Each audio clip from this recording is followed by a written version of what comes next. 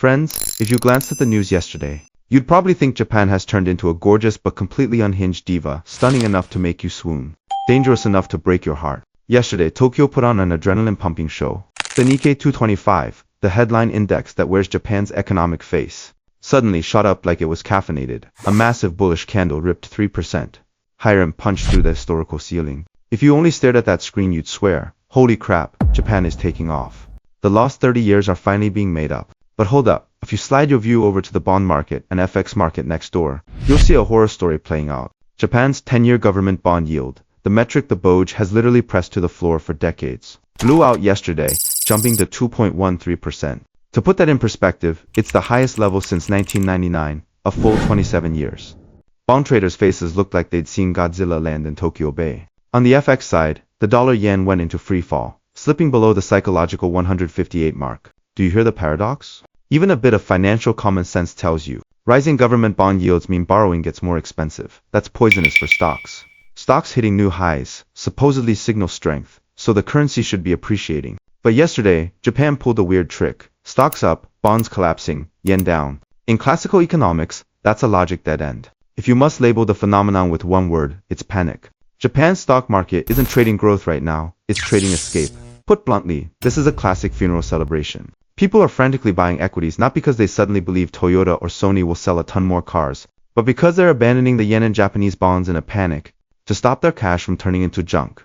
Money is rushing into the stock market to grab whatever inflation-resistant covers it can. This isn't the start of a bull market, it's the eve of a national credit collapse. So who shoved this finely tuned financial machine to the brink of falling apart? Wind the clock back a few days, and every clue points to one person.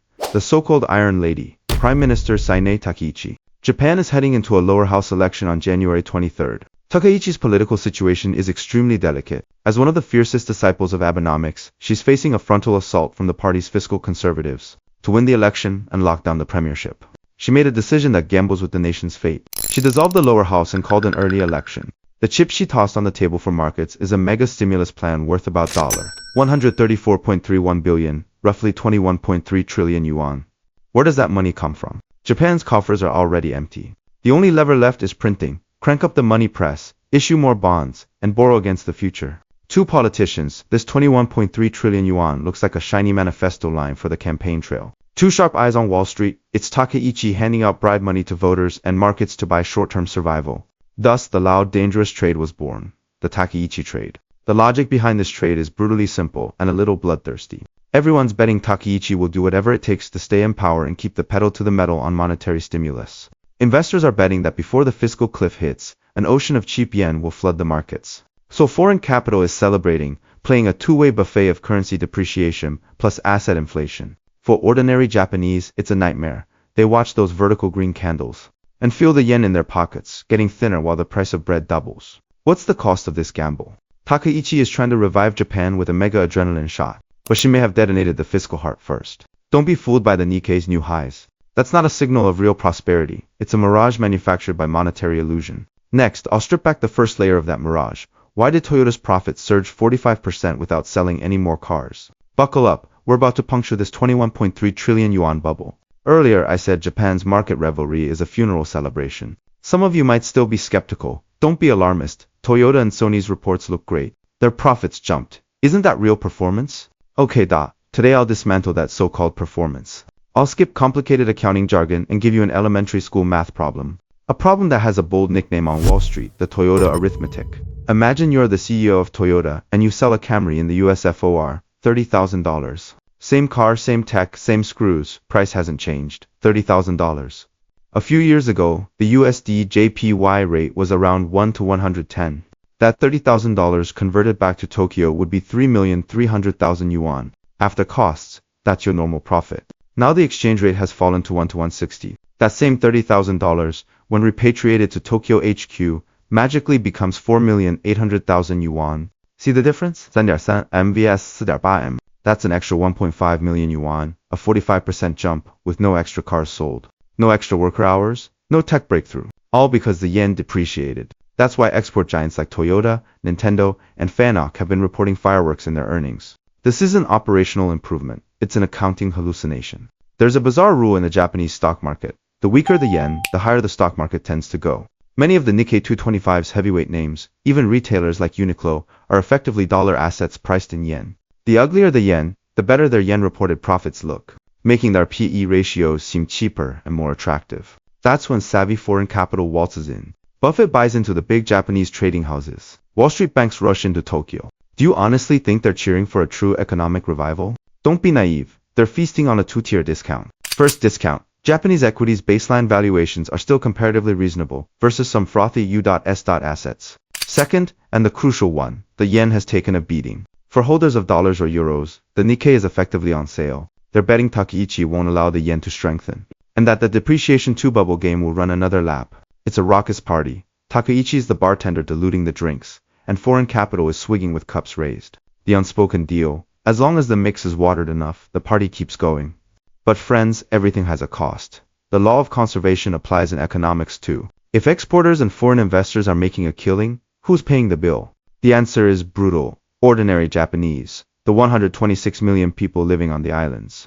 Japan is extremely resource-poor. Did you know it imports about 90% of its energy and 60% of its food? Almost all raw materials are purchased in dollars.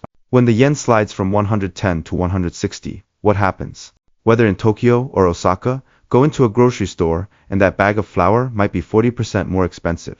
Gas at the pump could be double. Your monthly electricity bill will spike in a way that makes your chest tighten. That's imported inflation. For Toyota, depreciation is profit. For everyday people, depreciation is theft. Big firms might give small raises, maybe a 5% pay bump this year. But where are the millions working at small and medium enterprises? Their wages barely budge. Even with a 5% nominal bump, real pay is getting crushed month after month by surging prices. That creates a severely split parallel world. In Marunouchi office towers, financial elites pop champagne watching green candles. In a convenience store in Adachi, a housewife looks at a 300 yuan apple and silently digs the money back into her pocket. This isn't economic recovery. It's the transfer of ordinary people's wealth to export giants and foreign capital via currency depreciation. That's the darkest shade of the Takaichi trade. And this game has a fatal bug. The prosperity purchased by depreciation is addictive. When a drop to 120 yuan boosted corporate gains before, soon it required 140 yuan. Now 160 yuan is the new floor to maintain profit growth. What's next? 180,200 yuan. It's like a drug addict needing ever larger doses to chase the same high. But the body has limits. Once the exchange rate passes a critical threshold, say 170 yuan, market confidence in the yen will evaporate. Capital will stop buying your stocks and start fleeing in panic. And even Japanese savers will convert yen into dollars, gold, or other havens. That's the start of a currency crisis. To keep the bubble alive, the government must issue more bonds and print more money. The biggest side effect of a paper bubble is fermenting elsewhere. While everyone's basking in stock market gains, the financial buildings foundation is already cracking. The so-called Widowmaker trade is morphing from legend into reality. Get ready. Next we go to the crater's core, the collapsing Japanese government bond market. This version is punchy, uses strong hooks, and flows naturally as spoken commentary. Let's zoom out from those skyrocketing earnings reports to the macro level. And we're left with a chilling conclusion. Japan's economy is locked in a zero-sum death spiral. This stock market boom, bought by overdrafting national credit and sacrificing the purchasing power of everyday people, is essentially a high-stakes gamble with no way back. And right now, the most dangerous thing you can do is try to fight a structural crisis with bull market inertia. That is why I've broken down this complex bond market logic and the potential risk pathways into the wealth map for the currency storm. Think of it as a predictive model for this uncertain cycle, packed with a deep dive deconstruction of this death spiral. I've dropped the link in the comments. Click to grab your copy. If the stock market is a seductive casino, today's Japanese government bond market is a battlefield strewn with corpses. Remember the 2.13% I mentioned? That's not just a number. It's Japan's fiscal death clock. On Wall Street, shorting Japanese government bonds once had a grim, famous name, the Widowmaker trade. Why so ominous? Because over the past 2 decades, countless top hedge funds looked at Japan's astronomical debt and thought, this can't hold, it will break. They shorted JGBs betting yields would spike. What happened? The BOJ acted like a god with a cheat code. Whoever sold bonds, the BOJ bought. Whoever tried to push yields up, the BOJ controlled the curve and pressed them down. Short sellers got crushed by an endless tide of liquidity and blew up. Wall Street jokes. That trade can make your wife a widow. But this time it's different. The old pride of the Widowmaker has returned with a vengeance, and it's killing the BOJ itself. Why did yields explode yesterday? The main culprit remains Takaichi's $134.31 billion stimulus plan. Think about it. The treasury is empty, so where does the money come from? Issuing debt IOUs. Suddenly a massive supply of government bonds hit the market. By supply and demand, more supply means lower prices. bond prices fall, and yields rise, they move inversely. Worse, investor confidence cracked. People looked at Takaichi's wild spending and asked, can you actually repay this? With inflation like this, why buy your bonds at 2% when that doesn't beat inflation? So selling started. Foreign funds, Japanese banks, insurers, everyone started tossing JGBs like hot potatoes. This triggered a terrifying fiscal death spiral. Worry that Japan might default gives sell bonds, gives yields, jump gives. Government's interest cost to roll over debt explodes, gives fiscal situation worsens, gives panic intensifies, gives more selling. Let's do the cold math so you taste the despair. Japan's outstanding government debt is roughly 1,200 trillion yuan. That's over 200% of GDP. In the past, with near zero or negative rates, carrying that debt was survivable. Now, yields are rising. Here's a brutal national bankruptcy math problem. If Japan's financing cost rises by just 1 percentage point, the government would have to pay an extra 12 trillion yuan in interest every year. What is 12 trillion yuan? Japan's entire annual defense budget is about 7 yuan to 8 trillion. The whole yearly education and research budget is about 5 yuan minus 6 trillion. In other words, a 1% rise in yields eats up a year's entire defense spending, and that's only interest. The principal isn't even touched. If yields go to 2%, or 3% as today's uncontrolled trend threatens, that's fiscal shock. Japan's annual tax revenue is around 112 trillion yuan. If interest costs explode, 30% or more of tax revenue could be swallowed by interest payments alone. The government would have no money to build roads, pay pensions, or fund healthcare. That's why I keep saying Takaichi is playing with fire. She tries to roll the debt dice to save the economy. But before growth arrives, she may have detonated the bond market's nuclear device. Japan is now like a gambler buried in variable rate. Payday loans. Once the interest-free honeymoon ends, the debt compounds. This isn't just the government's problem. Japanese banks, insurers, and pension funds hold mountains of JGBs. When bond prices crash, their balance sheets will show huge, unrealized losses. Remember Silicon Valley Bank in the US? It imploded because it held too many long-dated treasuries and rates surged. Assets were worth far less, and liabilities stayed the same.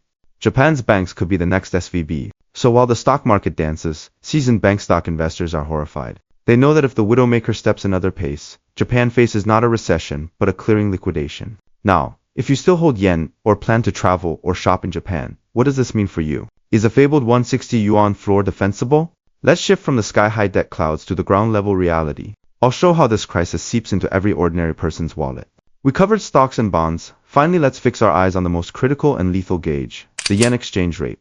Yesterday, the dollar-yen hit 158. The so-called iron floor at 160 yuan is now wafer thin. Many see that as a tourist issue. Can I buy more in Japan on my trip? But macro hedge funds see something much darker. This is the BOJ's Magina line they must defend. Why is 160 yuan so important? In financial psychology, it's a tipping point. Once the market decisively breaks 160 yuan, the belief that the yen will rebound vanishes, and a terrifying consensus forms. The yen has no bottom, it will keep falling. When that expectation forms, you get a capital flight avalanche. Foreign money will flee, clearly, but scarier, even Japanese citizens will start abandoning the yen. When a country's own people begin pulling out deposits to buy dollars, gold, or even Bitcoin, it's no longer an inflation problem. It's a currency crisis, and the collapse of a credit system. What does that mean for the average person? Remember the Toyota arithmetic? Toyota's extra 1.5 million yuan profit didn't magically appear. Energy is conserved. Every yen of FX windfall for exporters is effectively siphoned out of ordinary households' purchasing power. For foreigners with dollars, Japan is a bargain. Buy an LV in Ginza, eat tonkutsu in Hakata. Everything's like 40% off. But for residents, it's imported inflation torture. Stop listing macro import stats. The micro pain is, your yen is visibly turning into trash. Electricity bills doubling, supermarket prices changing daily. Even stores that held the 100 yuan shop promise for decades are raising prices. This inflation is deadly because it's not matched by broad wage gains. Don't be fooled by corporate PR wage numbers. Most of Japan's workforce is in SMEs and feels nothing. After adjusting for inflation, real wages have been falling for over 20 consecutive months. That's the cruel truth of Takaichi's mega gamble. It doesn't just overdraw the public balance sheet. It stealthily transfers mass household savings to the pockets of wealthy exporters and foreign investors. The poor get poorer, the rich get richer, and it's all dressed up as national recovery. Is the government panicking? Of course. Finance Minister Satsuki Katayama went to Washington and pleaded with us. Treasury Secretary Janet Yellen, essentially signaling, we might intervene. Keep in mind, we have Uncle Sam on our side. That's a message to short sellers. Beware, I could step in. Intervention means the finance ministry will throw FX reserves on the market to buy yen and sell dollars. Last time they did something like this was in 2024. But honestly, it's a band-aid. Japan's FX reserves are about $1.2 trillion, big sounding, but tiny compared to the roughly $7.5 trillion daily global FX turnover. These reserves are enough for a few battles, not a war. As long as Takaichi keeps printing and the BOJ maintains low rates, the fundamental pressure to depreciate remains. You pull 50 billion yuan in today, the market slams you back with a larger wave tomorrow. This is the impossible, Trinity's dead end. If you want to defend the currency, you must hike rates. If you want to defend the bond market, you cannot hike. If you want to defend the stock market, you must keep printing.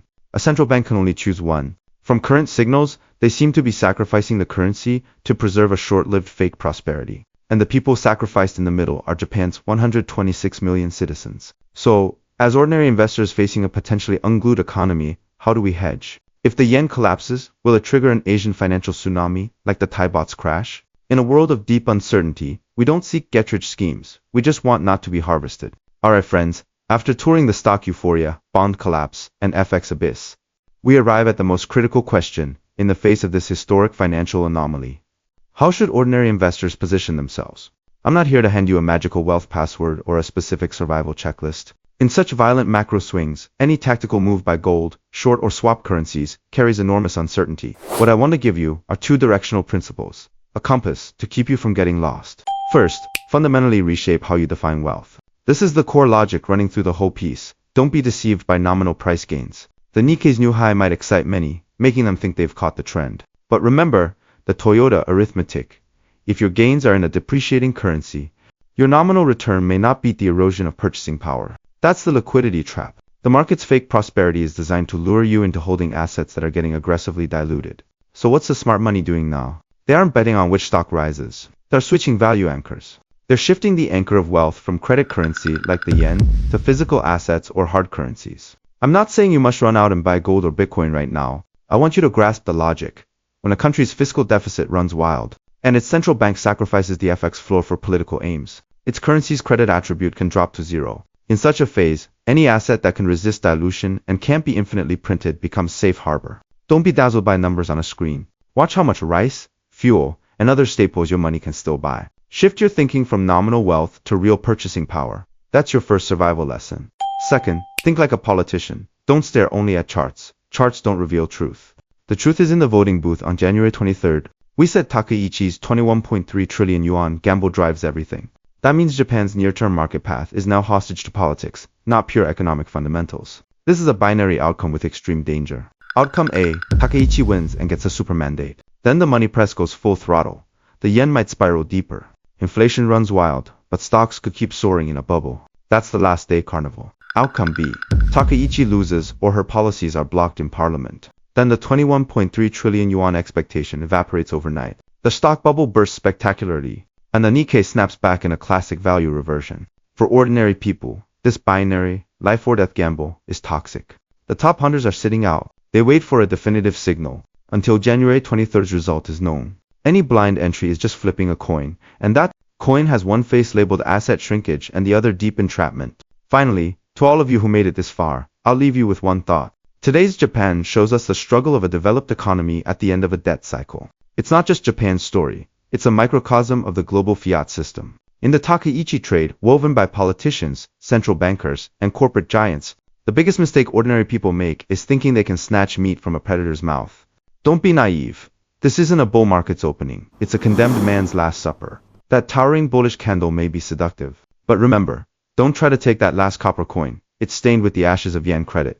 In this turbulent 2026, keep your head clear and guard your principle above all. I'm Iron Bull Finance. We don't play the fool, we stay clear-eyed spectators. What looks like prosperity in Japan right now is actually a doomsday illusion. It's being fueled by a weak yen, massive debt, and political maneuvering. This isn't normal market volatility, it's a massive reshuffling of wealth. Essentially, imported inflation is stealing purchasing power from society and handing it over to big corporations and foreign investors. If you try to trade blindly right now, while the risks are this opaque, you're going to face a serious shock. So, to strip away the market noise and show you how the chips are really stacked in this debt crisis, I've put together a guide called the Wealth Map for the Currency Storm. It covers the underlying logic and how to protect your assets. I've dropped the link in the comments. Go check it out.